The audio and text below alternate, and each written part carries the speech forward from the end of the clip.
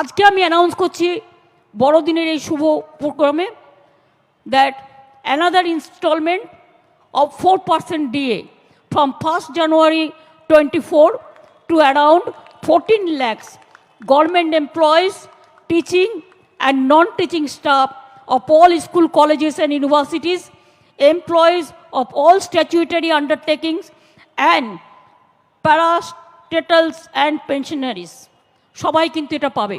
আমরা সাংবাদিক বন্ধুদের কাছ থেকে শুনেছি যে আজকে মাননীয় মুখ্যমন্ত্রী নাকি কোনো একটা পার্ক থেকে কর্মচারীদের জন্য এবং পেনশনারদের জন্য 4% ডিএর ঘোষণা করেছে। আমরা মনে করি যে সরকারি বিজ্ঞপ্তি ছাড়া এই ধরনের মানসিকতা একটা প্রশাসকের পক্ষে মোটেই ভালো নয়, এবং আমরা মনে করি যে আমাদের বাকি পরিমাণ 40%, সেখানে 4% দেওয়াটা ভিক্ষাবৃত্তি দেওয়ার মতো করে দেওয়া হয়েছে। আমরা প্রত্যাখ্যান করছি এই দান।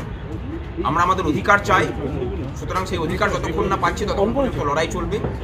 আগামীকালকে আমাদের যে অবস্থান কর্মসূচি আছে সেই অবস্থান কর্মসূচি যেমনভাবে ছিল সেভাবেই চলবে। এবং তার সাথে আরেকটা কথা জানিয়ে রাখি যে আমাদের দাবির মধ্যে কিন্তু আরও দুটো দাবি আছে। 6 লক্ষ শূন্য পদ যা এই সরকারের বিভিন্ন দপ্তরে উনি করে রেখেছেন, সেই শূন্য পদে নিয়োগের বিষয়ে ওনার কি বক্তব্য। আমরা চাই যে এই রাজ্যে স্থায়ী শিক্ষিত ছেলেমেয়েরা তাদের যোগ্যতা প্রমাণ দেখিয়ে স্থায়ী নিয়োগ পাক, কাউকে ঘুষ না দিয়ে। সেই বিষয়ে ওনার বক্তব্য আমরা জানতে চাই। এবং অস্থায়ী কর্মচারীদের বিষয়ে সাম্মানিক বেতন কাঠামো প্রদান, তাদের জন্য পৃথক ওয়েজ বোর্ড তৈরি করা, তাদের মধ্যে যাদের যোগ্যতা আছে তাদের জন্য স্থায়ীকরণের ব্যবস্থা করা, সেই বিষয়ে ওনার কি বক্তব্য সেই বিষয়ে আমরা জানতে চাই।